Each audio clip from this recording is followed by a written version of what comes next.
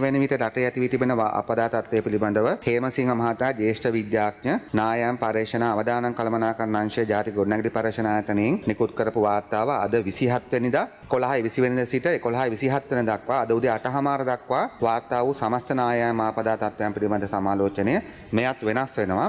මම මේ හංසාත් ගත කරනවා. මේකට දැනට අනුවගතව ගරු කතානායකතුමනි සිදුවීම් 140ක් තමයි උදේ 8:00ට වාර්තා වෙලා තිබෙන්නේ. නමුත් එම තත්ත්වය දැන් 170ට වඩා වැඩි වෙලා තිබෙනවා.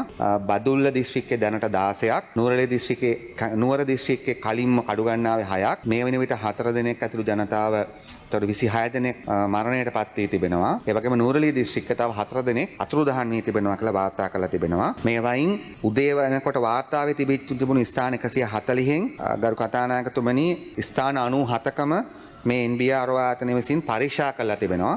තව පරීක්ෂා කරන්න තිබෙනවා. එම නිසා අප විශේෂයෙන්ම දැනුවත් කරන් තියෙන ඒ වගේම නැගෙනහිර පළාතේ මාර්ග ගණනාවක් වසා තිබෙනවා. මඩකලපුව දිස්ත්‍රික්කයේ මාර්ග 10කුත්, අම්පාර දිස්ත්‍රික්කයේ දැනට එකක් පාරකුත්, ත්‍රිකුණාමල දිස්ත්‍රික්කයේ පාරකුත්. නමුත් මේවා අනිවාර්යයෙන්ම කරු කතානායකතුමනි වතුර වැඩි වෙන ප්‍රමාණය එක්ක වෙනස් වෙන්න පුළුවන්. එම නිසා අවසාන වශයෙන් අපිට දැනුවත් කරන්න තිබෙන්නේ මේ පිළිබඳව විශේෂයෙන්ම ජනතාවගේ පැත්තෙන් මේ අනතුරු බලන්න යන්න එපා කියන ඉල්ලීම NBR එකෙන් අපිට කියන්න කියලා ඉල්ලා සිටිලා තිබෙනවා. කඩු ගන්න ආයතනටත් මිනිස්සු යමින් ඉන්නවා බලන්න කලින් දැන් යන්න බැරි වෙයි. ඒ නිසා මේ ආපදා තත්ත්වය සම්බන්ධව ආණ්ඩුවක් ලෙස අපි උපරිම මැදිහත්වීම පසුගිය මාසයකට කලින් ඉඳන් අපි යම් සැලසුම් කරන එක හිටියා. මේ තත්ත්වය දන්නා නිසා දැන් අද ජනාධිපතිතුමාගේ සාකච්ඡාවෙන් පසු අපි බලාපොරොත්තු වෙනවා ඒකෙන් එන ක්‍රියාමාර්ගات සමග ඉදිරි කටයුතු කරන්න.